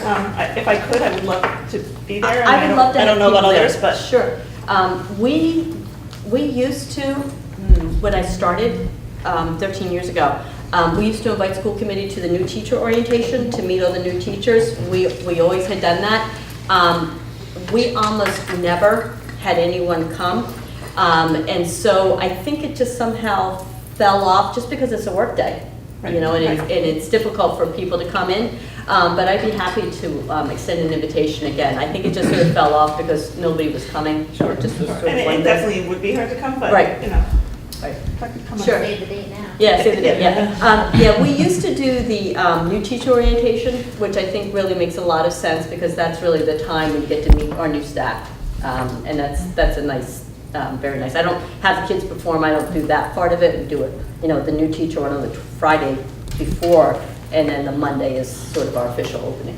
Right. But we could Well, do. just thinking about the committee, I mean, a lot of us have kids in school, so that's sort of our inspiration, but even for some folks who don't, or even for those that do, I think to be part of that excitement Sure. reminds us why we do this job. Right. So, Sure, I'd be happy to do that. something to consider. Sure, I absolutely don't mind. As I said, I think it just somehow fell off because we just weren't really getting responses. Just be careful, you might be asked to talk. Well- Because last time I went through it, I had to talk. In Marshfield, the chair always speaks. Yeah. I'm not saying that. I already spoke about, obviously, we did the football field lights and recognition, and also the school resource officer. Safety subcommittee. So I wanted to let you know that in the teacher's contract, there's a group called the safety subcommittee that is part of the teacher's contract. Previously, we had 3 school committee members who were on the safety subcommittee. Unfortunately, all 3 of those committee members are no longer on the committee. So we have a safety subcommittee that could be part of negotiations, or logically could be very easily as a subgroup of the safety facility fees committee for people interested. What the committee is for is it's a group that would meet to meet with teachers to hear any concerns about the buildings. One of the original reasons a couple of years ago that it really became active was due to the temperatures in the classrooms. As it was very hot for a few days, it was pretty toasty in the school. I have to tell you, the second floor, both the principals, I have to give them a lot of credit, and all the teachers. I mean, we had fans going. We moved as many classrooms as we could to lower levels. We moved them into any large group rooms. We moved into auditoriums. We did the same thing that everybody did. I actually surveyed surrounding superintendents, and everybody did the exact same thing. We are not alone. Most schools are not air conditioned. In our district, we have 2 buildings out of 6 that are air conditioned. And those are the buildings that people want to be in, let's just say. Obviously there's some electric cost. We were able to purchase some thermometers a few years ago that the teachers have been using in their classroom to collect some data.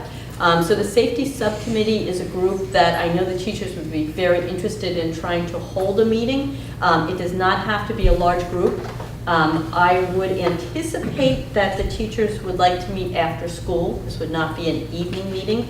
I see head shaking. Okay, I guess that might. So if people have interest, you don't have to necessarily respond right now, but it would be something that would not be a regular monthly meeting. It's not that. But it would be something that we'd like to try to, if at all possible, to accommodate teacher schedules, to meet in the afternoon. And to be honest with you, it's to sort of get a sense of some of the issues that are going on in the building. And I don't think I'm speaking out of line, but I think the primary one right now is to come up with some concepts or ideas. What can we do about some of the temperatures in the schools? Would the scope include other safety issues as well? It could. Especially with our new school resource officer and... It could. The main reason it was formed or became activated was temperatures within the classroom. I'm not saying there aren't other issues, but that has been the focus. Talking to those 3 former members from our side of the table, another type of issue that would probably go over to the safety subcommittee would be if daylight savings times happen and the lights in the parking lot didn't turn on for the teachers because they hadn't readjusted and they were coming out into dark parking lots when they were trying to leave work after an evening. It's issues like that would be addressed by the subcommittee.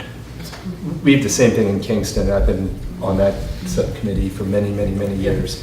I'm not even sure I'm on it right now. We haven't had a meeting that often, but we only have a couple a year. It's not often, but it is exactly what you just said. And also, like there we talk about leaks, air quality issues, that sort of thing. But what I just wanted to mention, I know you were saying it could fall under more, the negotiations or safer. I mean, a lot of us are on both, but I would highly recommend, and I would be very interested in being on that. And I'm also on both of these subcommittees. But I think negotiations, somebody needs to be a part of that.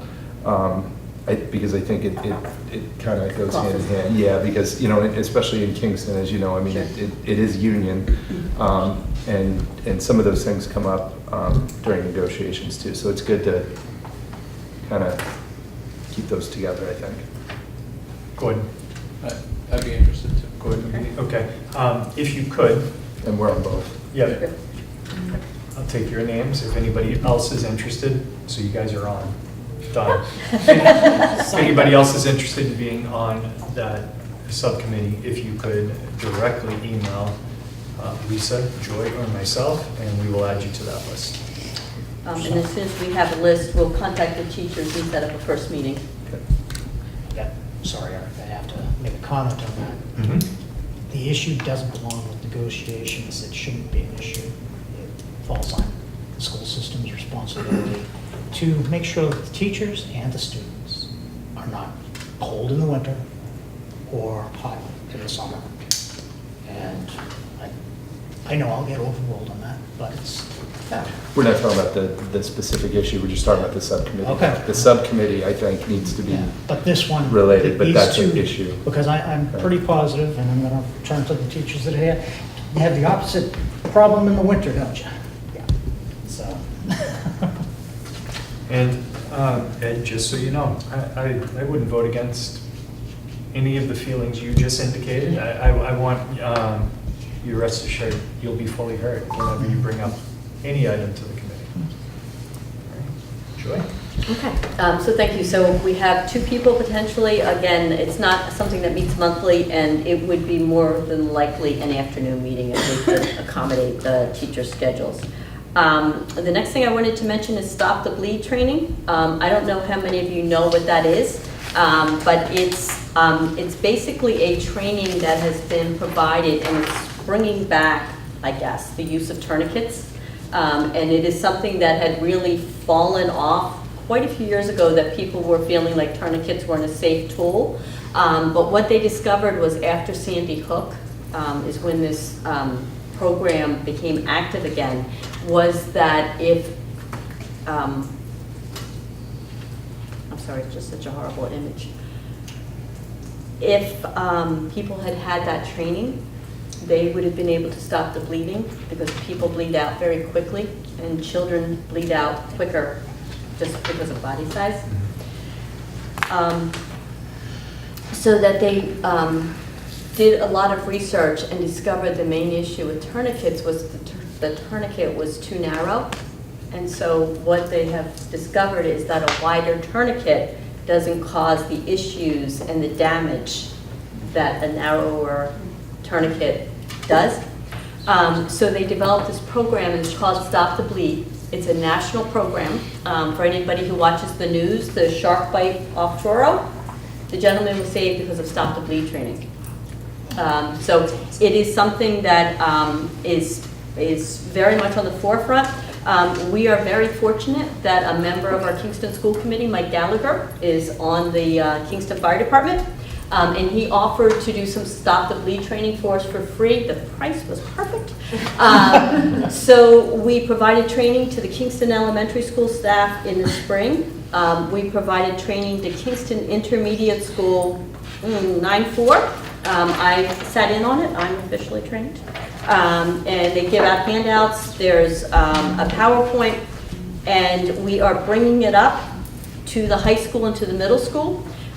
We had difficulty because we are not small in terms of providing the training. So we spent quite a bit of time going back and forth as to finding dates and how to accommodate 150 people at the high school and I don't remember, 75 or 100 at the middle school. So what we finally have settled on is we're going to do a train-the-trainer model where we're going to train from the program a select group who will then be trained to train other groups, which is a pretty common way of doing professional development. So that's going to happen November 14th and 17th, if memory serves me correctly. One building's the 14th and one's the 17th? Okay. Okay. So we're going to have a select subgroup trained who will then fan out and train the rest of the building. And when I say train the building, I truly mean the building. I'm talking cafeteria, I'm talking custodians, I'm talking aides, because you just never know. There are kits that are purchased. Kingston has them in all their classrooms, plus a large one outside the nurse's room. It's in a little red pack, and it's got gauze, and it's got tourniquets, and it's got items like that. Yay small. Trauma kit. Yeah, did I not say tourniquet? A trauma kit. Oh, trauma kit, thank you. A trauma kit. So they run about 60 plus a kit, and each classroom needs to have one. Mr. Gallagher is working to try to get us a reduced price on that with the company. When you sort of multiply it out, we want one for every classroom, for every space, and then one larger kit. It's in process. We will either make it work within the budget. We also plan on approaching the PTOs, because I think it is the kind of thing that PTOs would probably be able to get behind. It is not a huge amount of money and potentially is life-saving. So I just wanted to let you know that, that it's something that we take safety of our students very seriously and have tried to approach every angle that we can to give our teachers as many tools as they can, and all teachers sometime during the year will have one within their classrooms. with the kids. So I think it's really important training, and I did just want to very much publicly recognize Mike Gallagher, who has been kind enough to sort of take us through. The next, after we get through the middle school, high school, we will move down to Halifax and Plimpton. So it's just sort of a process, and I can only stress out that staff that's trained so much. So we're kind of working our way through. But again, KES is completely trained, KIS is completely trained. They all have the kids, middle school, high school next, and then we'll fan out from there.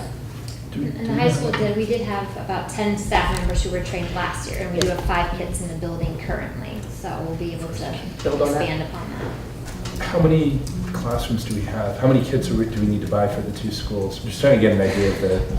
Really need to remember the number of classrooms. Yeah, It's a fair amount. It is. If you include, common areas as well, cafeteria, library, we have smaller classrooms, conference rooms. I mean, there's, I think probably close to 100 kids that we would need for every area, for every space. In And that's building. just the high school? Yeah. Yeah. There's probably rooms that aren't used much that technically, like the multi-purpose room, Joy, I don't know if it's possible. You have a boatload of Boy Scouts and lifeguards that are students in this school. I know it would be right up their alley. Is there any way that could be expanded to some of those kids? You mean provide the training? Yeah. I don't know, that's a good question. I think it's something that could be talked about as part of the health curriculum. I know that at this point, we have had students who have become CPR. As a matter of fact, I remember 3 or 4 years ago, Marlene had just done the training, and there was an accident, and a student saved a person's life. They had just finished the class of the CPR. I can't remember the student's It was name. actually last year. Was it just last year? That was Alex Vigliano. Oh, okay. Yeah. It's happened frequently, so there was an incident last year, Okay. 2 years ago. Yeah, but we've had that happen. So it is something that I think we could certainly look at. Yeah. We do provide health training, Yeah. and that it would certainly be within the realm of that. It is really important, and it's training that, again, even though, we're focusing on it for schools, it's something you take home. As I mentioned, I mean, the gentleman that was bit by a shark on the Cape, he literally was saved from it. And Mike was saying an example of having provided training and a woman was able to save a child at home when an accident had just happened. And actually, one of our very recently former school committee members, his life was saved when his son, who's an Eagle Scout, used a tourniquet that saved his life. That's right. So if we could send a letter to Mike thanking him for Sure. giving his services free to all of our communities. Also like to, just for the general public, ask you that if you are interested in making a donation of tourniquets, that you actually get in contact with the superintendent so Mike can buy the appropriate tourniquets. Right. Unfortunately, They're kits, right. if you go looking for tourniquets on Amazon, No. there are a lot of tourniquets that are knockoffs, and they actually have the thinner band, which is exactly what we're trying to stay away from. Definitely. So if anybody's interested in working towards that, but I'm confident that, there are priorities, and this is one, because I'm concerned with the budget, so we'll make it work. And then the last thing I have is your calendar. So this year it is a pretty color. It's not hot pink. Salmon. Salmon? Is it salmon? Yes. That's what salmon was more orange. The box said salmon? I think you got us. Yeah, I think we're in the pink. I don't know. It's rose? Yeah, Not rose. like this. So We here use that is color our for official school calendar for your refrigerator only. For town. Okay? So, and this also means that when you get the enrollment for October 1, it will be on this color, because Lisa color codes, and that's how she keeps us in line. So when we provide the enrollment, it will be on this color paper, so you can keep track by years. Thank you. All right. Anybody have any new business? Moving on to old business. Guidance. Leslie Ann. I would just like the opportunity to sit down with Joy and Mr. Garofalo and chat about where we could go with the discussion. Sure. And then we can bring it back, maybe? Sure. Okay. Do you want to reach out to me on some dates and times? Yeah. Okay. Thank you. All right, moving on to reports of committees. And I will hand it over to the Silver Lake Education Association. Hi. For those who don't know me, I'm Ashley Ferrara. I am a Silver Lake graduate, 05, and I've been back at the high school now for about 10 years. Kim, who's not here tonight, sent me some notes to read, so if you don't mind, I'm gonna use my phone. Let's see. She says, welcome to the new school committee members. On behalf of the SLEA, we look forward to working with all of you and making Silver Lake an even better place than it already is. School's back in full swing. The high school teachers just completed our open house on Tuesday, which most of you know, a great success. Teachers are already running clubs, coaching athletics, working with students after school for extra help. Despite the heat, we're off and running. We look forward to working with the school committee to better address the heat concerns, as we've already discussed. A special shout out and thank you to Michaela Gill, who maybe you heard, but she was running around with water bottles and fans and like spritzing everyone, and it was great. The other thing that we've been doing at the high school is Michaela brought sort of like this open door policy where we're trying to go visit each other's classrooms. That has been really awesome. I featured Steve Blatt in my AP Literature class. He actually came and guest taught, which was great because Steve was my teacher in high school and one of my role models. So we were reading a novella by Joyce Carol Oates on the Ted Kennedy Chappaquiddick car accident, and I thought Steve could better provide some context than I could as a history teacher. So that was also awesome, and people have been popping into each other's classrooms. Joy might join my classroom in October. And I know it's difficult because you all work during the day, but I'm always open to people coming into my AP Literature classroom with the seniors and experiencing whatever you would like to. So if you feel like that's a possibility, you can certainly reach out. There are definitely some cool things that we do during the year. And that's it. Thank you. Thank you very much. Any comments or questions from the committee? All right. Admin review. No meeting. CTE. There's been no meeting. I did just want to provide a very quick update. The greenhouse is gone for anybody who's going back way around. So the greenhouse is gone. We are in the process of working our way through making sure we put in the right slab to build a greenhouse on, that it's proper. And it's quite a project. But we are working our way through that. The other thing is when we're at the high school, I just stopped in this morning and I have to tell you the Allied Health Room is so cool. I was so excited. I walked in, I admit I did a double take because there was a dummy in the bed. But I didn't catch at first what was going on. But they've got the beds, she's got the equipment up, they've got great tables and these beautiful blue stools that I really liked. And the room just looks fantastic. And it's just so exciting, and we all worked so hard to get that in place, so it was wonderful. Could we possibly, next time we meet at the high school, could we possibly take a peek at that room? I don't know why not. I would love to. I would love to. We've done Michaela mentioned that room had been, what's it called? It was the auto body shop first, then it was like a wood shop / engineering / yeah, sort of it was project. all hands on, so it was messy. Right, it was really But a good messy. mess. So it took, and what's wonderful about it is it's got like a 2/3 break in the room. If that makes sense. There's a wall that's about 2/3. So you have the classroom side, and then you have the side where you're actually got the dummies, literally. The beds. In the beds, with the blood pressure cuffs and the skeletons and, all the good stuff there. So it's actually a perfect space for what they need, because you need the academics, which we originally talked about it being a big room, and we were going to put a curtain up, which was the room we visited in Plymouth. That's how they broke up their room. But this actually was a much, much better solution. And it's bright and it's beautiful, and the teacher couldn't be happier. So it really came out great. It sounds like it needs to be part of Haunted Hallways. I don't think the high We'll be school visiting. hosts again until December or even January. But if anybody's available, September 24th is a half-day, PD day for our staff. And that afternoon session, all of our new programs, we have an open house. We have 2 different open houses running for our staff members to come and see the new areas and learn more about the program. So that's certainly an invitation we can extend to school committee members as well. So our allied health program is running 2 sessions. Our bridge program is running 2 sessions. The Pathways program, which is the 18 to 22-year-old transition program. And then Laker TV will be there. PAC TV will be there as well. But I can forward that information to you, Joy, to share with the committee if they are able to pop in for either of those.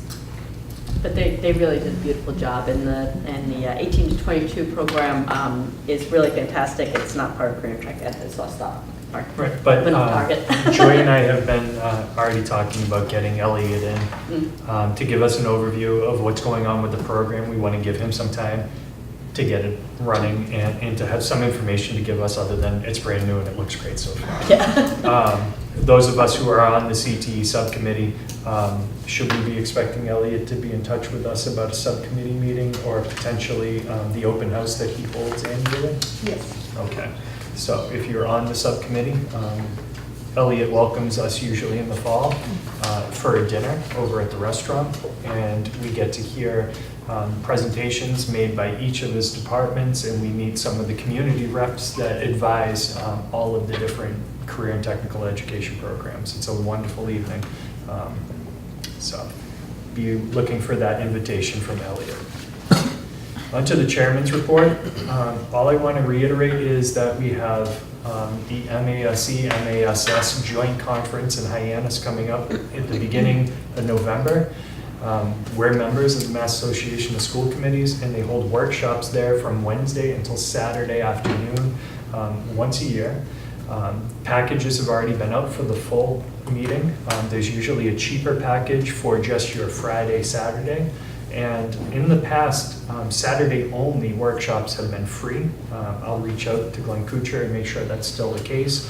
One of the topics being covered, it still is. Thank you, Lisa. I don't have to bother Glenn. Thank you, Lisa, very much.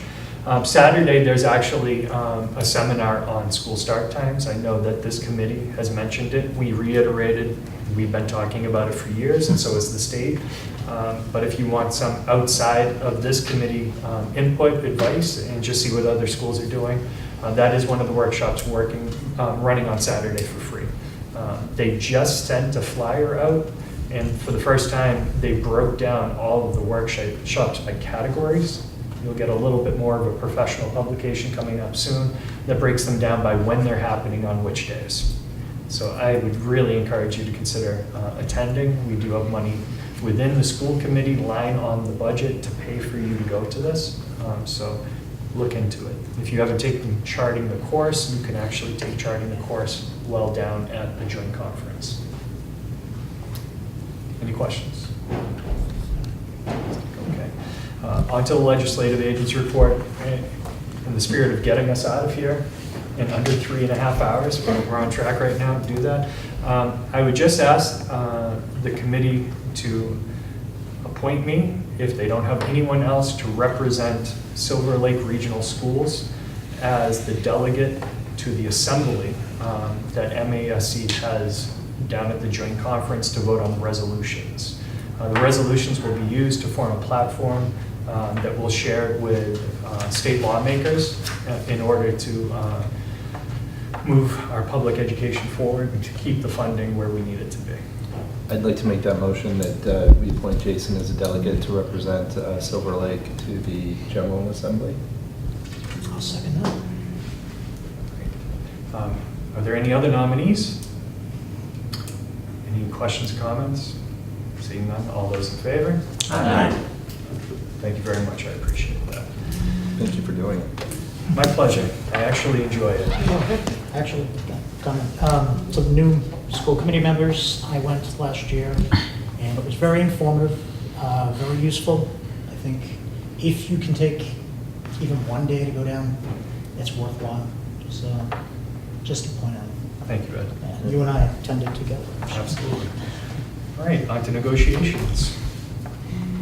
None? No meetings, great. PAC, we are in need of someone to do PAC, and Ed has reached out and said that he would be interested. I just want to reiterate that PAC is an entire school committee unto itself. You can't get anybody else to do it, right? Leslie Ann was the only other person who showed any interest, and then she said that she wasn't quite sure. Leslie Ann? Okay.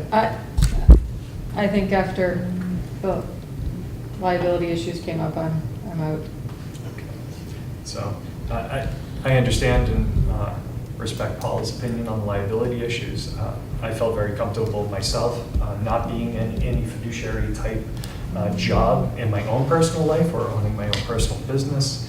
As a public employee, I felt comfortable with my fiduciary roles. I never worried about lawsuits with the cover of having the monies invested in the Prim account and having a treasurer who works for us, just like we have a treasurer who works for us, the committee. So if there's no other individuals who'd like to take it, Ed, I would appreciate you being our I need representative. to be brought up to speed and, you know, when things are and stuff. I can Get email me you some started. information, we can talk. Yep. Do we need to make a motion and vote? That is one position that we do need to have a formal nomination. So I'll make a motion that we appoint Ed Deschenais as the representative to PAC. I'll second that with our thanks. Yeah. Thanks. Nobody else wants to do it, so I'll do it. In all my time on school committee, it has been the most rewarding part of my service to our communities. So, but you know that it has some interest to me, so the subject matter. So. Seeing no further discussion, all those in favor of appointing Ed to the PAC? Aye. All right. Go right back, sir. Policy? No meeting, but I will be scheduling one. They sent some new ones, didn't they? Yes, they do. Revolving funds? No meeting.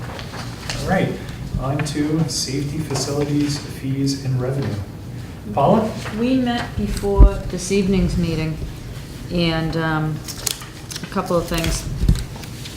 We're reviewing the capital plan, updating it, putting back some items that we had originally thought we were going to fund, but the football lighting has placed some items back on the agenda there. What administration is going to do is take that capital plan and look at it and sort of prioritize items for us and come back with another subcommittee meeting before our next school committee meeting to review that and then discuss it with the larger body. What should be noted is something new. Everything, Joyce said, every year something new pops up on the horizon, and of course this year it's going to be water heaters for the high school. The high school runs 2 water heaters that are about 12 years old. Of course, there's no warranties left on them because they are about 12 years old. One of them is leaking, the other one is most likely leaking as well, not far behind the first one. So in a nutshell, we're looking at probably needing to replace at least one, if not both water heaters. And I have to tell you, this is, I'm going to say funny, and it's funny in a morbid sort of way. So when the building was built, the water heaters are apparently next to each other with access by taking one out and then accessing the second one. It is the first one that probably needs to be replaced. So if you replace only one and then the other 12-year-old one is slightly behind it, you're going to take out that first new water heater to get at the second. So we may be looking at a double whammy there. So more to come on that. This is like hot off the press. It's very recent. And we'll certainly be talking about this at our next meeting next month. So funding for that, how we approach it, all to be determined depending on the magnitude of our issue. Was that something that was sort of maybe known or in the envelope study or anything like that? Nope. No, That wasn't. Nothing. I just have a question about where something fits, because I'm kind of new to this, so I'm curious. So we have a safety subcommittee under negotiation, employee relations, which I understand why, and then we have safety as part of this committee. So where does something like, you're talking about tourniquets, does that fit in both of these? I guess it could. I guess it could. You know, when we say safety, the way it has been used previously not that the definition couldn't be expanded. It has really been the safety regarding temperatures within the buildings. You know, if the lights weren't on in the parking lot. We have a wellness committee that tourniquets might fit into more, to be honest with you. You know, which tends to be our nurses, our health teachers, our phys ed teachers tend to be on the wellness committee. Something like the tourniquets and the general idea of safety is something that I think impacts all of us and is sort of a personal passion of mine. You know, when I came in, one of the first things I did was I bought an ALICE training. You know, we had never done it, but I you know, it was like, okay, we're doing it now. You know, and as Mo said, you know, I probably am a little bit more touchy-feely, but I generally get what I want. So, you know, we got the ALICE training in, and we got the full-time school resource officer, and, you know, it is something that, you know, I really want to keep it. I don't know, we could make it fit wherever we wanted to, but I want us all to be aware of everything that's happening. So I guess my follow-on question is, so where would something like improving the kiosk safety occur? Correct me if I'm wrong, but the safety subcommittee with the teachers is really... Part of their contract. Right, so that is usually them bringing issues to us, not us bringing issues. Well, I guess it could be us bringing issues to you. But like, if it's just like the one in Kingston, which I think it is, it's really for them to come and say we're concerned about But the that's rooms why I getting see, right. in the 90s. So keyless entry, kiosks, cameras, that would fall under safety Safety fees. facilities fees. the safer. But the tourniquet stuff, training, I don't know. To me, tourniquets, you know, would tend to be a little bit more of a wellness to me. Again, just because of the people that are on the committees. You know, it is something that, you know, the administrators meet monthly. It's something that we're always discussing and sort of trying to keep in the forefront as much as we can. You know, I think we could discuss it at a variety of venues, but it's a good question. I'm not sure there's an easy answer. You know, I don't, it doesn't really, I'm just trying to learn this process, but like, so for your committee, like, I think our kiosks need some infrastructure to make them more safe. Okay, we can take a look at that. I'm not sure I'm in agreement it belongs Yeah, I don't know in where it this belongs. committee, but the subcommittee can chat about that next month and see what we think. And as some of the other school committees in our union have done, if you're going to talk about any safety infrastructures, you would want to do that in executive session. Executive Yeah. session, yeah. Right. That's why I wasn't specific. But I think, Just you know, for where- further I don't know where it education rests. would Yeah. bring people on the board, just to think about. Yeah. Can I make two more comments? Absolutely. With updates? We are going to actively look at any green energy grants that might help us with the water heaters. That was a great idea that came up in the subcommittee. And the envelope study is going to be distributed to all new members so that everybody has it, because I think only a handful of us still have that in our possession. Thank you. It's a lengthy document. The pictures are worth 1,000 words. Very informative and extremely depressing. Yes. Make some extra copies. We have not done just a lot for of me. work. We have done a lot of work on the water mitigation issues. I know. We kind of triaged a lot of the issues and took care of the most pressing issues in the past couple of years, but there is a long way to go with taking care of some of the issues both buildings have on this campus. And just to clarify, I plan on sending this out as a PDF document. It is a large document It's a that compendium, will yeah. kill our copiers. So we had previously given them out, so we'll be sending that out as a PDF. Anything else, Madam Chair? Nope, perfect, thank you. Mike, do you have a question? I just have, well, yeah, because Go ahead. I apologize, I wasn't able to go to that meeting. Yep. But where are the water heaters, where are they located?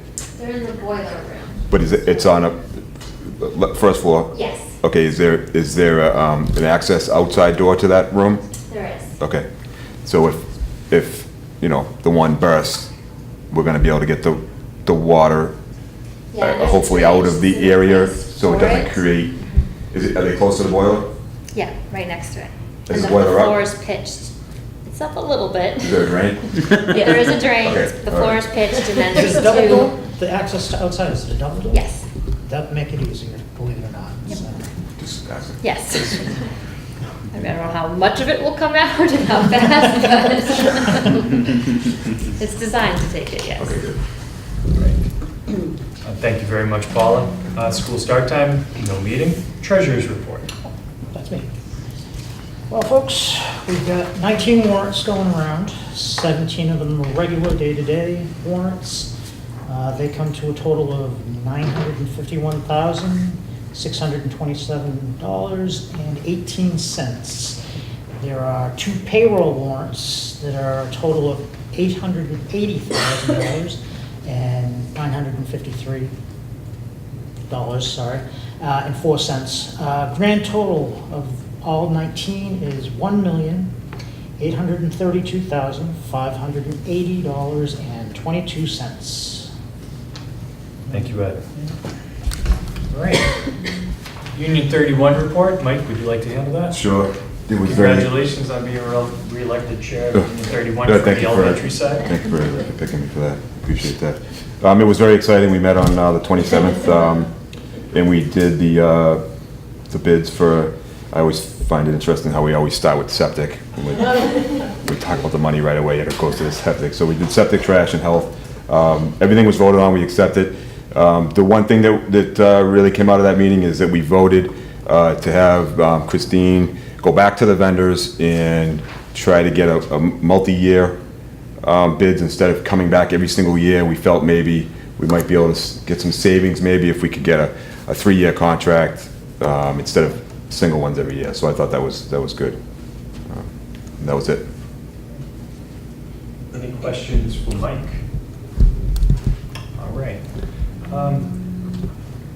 Just a courtesy to one of our members, Eric. Yes, thanks. I just have a quick question. Joy, you and I are meeting with the Kingston Budget Advisory Committee in the next couple of weeks, but is that just related to Kingston, or is that also related to Silver Lake? It's actually related to Silver Lake too. I suspect that the person who sent it out didn't realize that. Yeah, okay. So there, 2 dates were put out. Thank you for reminding me, I didn't think to bring it up. There is a article in Kingston bylaws that there has to be a meeting prior to October 1st to discuss the potential budget for the upcoming school year, where the town shares with us the status of the town as of that moment. And it's informational, and it has been very helpful. I know some of you have gone before, and I do think it's well done. 2 dates were floated out. One was September 20th, if I remember correctly. The other date was September 27th. It looked like most all of us were available on the 27th, not the 20th. So I anticipate that the meeting will be on September 27th. They said any time after 4, if I remember correctly. Does that sound right, Aaron? Yes. Okay. So in the past, generally we have some Kingston residents have come. I think Laura, you came before. Is that from the town hall? Yeah, exactly. Yep, you came. Chris, you probably were part of it at one point. And the chair usually comes. So I believe the date that will be picked will be the 27th, and I don't know a time yet. But again, it's very preliminary, extremely preliminary. But it sort of gives us all a chance to sort of chat about the upcoming budget season. Kingston is the only town that does this. So when we have an official date, can we have it sent out to all the school committee members so anyone who'd like to attend can know where and when? Gordon? Halifax has their meeting usually the week before Thanksgiving. And again, Which makes more if you sense. find out about that Awesome. time, or if Joy does, can we Yeah, share it out to everyone? They don't do it the same way, though. It's not like an official invite to meet. It's usually upstairs in the townhouse. It's a round table discussion for Halifax, right? That's different. That's Is it different? that's the tri-meeting that they sort of Yeah. organize. So normally for Halifax, the finance committee, selectmen, department heads will try to meet the week or 2 weeks before Thanksgiving to try to just give an update of what they see. So as a school committee member from Halifax, would that be something that you would attend on behalf of the school committee, or is that something that we would be invited to as a larger body? I will request that we're invited to it. Great, thank you, Gordon. Okay, does anybody else have any other upcoming dates? Okay, did we have any single signature warrants, Christine? We did at our last grouping in August, the subcommittee of Eric, Laura, Chris, and Ed, you're also on that subcommittee. 3 came in to sign the warrants first, and we had 11 regular warrants for $930,893.74. We had 2 payroll warrants of $369,443.30 for a total of $1,300,337.04. Thank you for coming in to sign. Great, thank you. So, we have some future meeting dates and dates to remember. September 24th, 2018 is an early release for grades 7 to 12. It's a 10:45 a.m. release. For grades K to 6, it's a noontime release, and there will be no lunch served at the elementary schools or the intermediate school. Is that a professional development day? What It's is a it? half day, half PD day. Okay. That's the day we were trying to do and stop it's- the bleed training, but didn't work. And it's a Monday half day, which That's seems a little odd. I'm just It- trying to remember how that came to be. We Is that tried new? it on Friday, thinking it would work better, but the problem is Friday, the teachers can leave with the buses, and that got exceptionally confusing, to say the least. So we're trying Monday on a regular, normal time that everybody knows the time the day ends. We're all a little more alert on Mondays too, Yeah. to be honest. Ladies and gentlemen, after all your work to get the lights funded and hopefully fully installed and ready to go, I'd like you to start your Columbus Day weekend by coming to the football game on October 5th. On October 8th, there is no school because it's Columbus Day. October 9th, we have an in-service for teachers. There will be no school, so that is an extra long weekend. Please pay attention to your calendar and make childcare arrangements if you need to do so. October 18th will be as an early release day. K to 6, it's at 12:45 for parent conferences. And October 25th is our next school committee meeting, and it's here at the middle school. I will entertain a motion to adjourn at this time. So moved. All right, all those in favor? Aye. Thank you very much.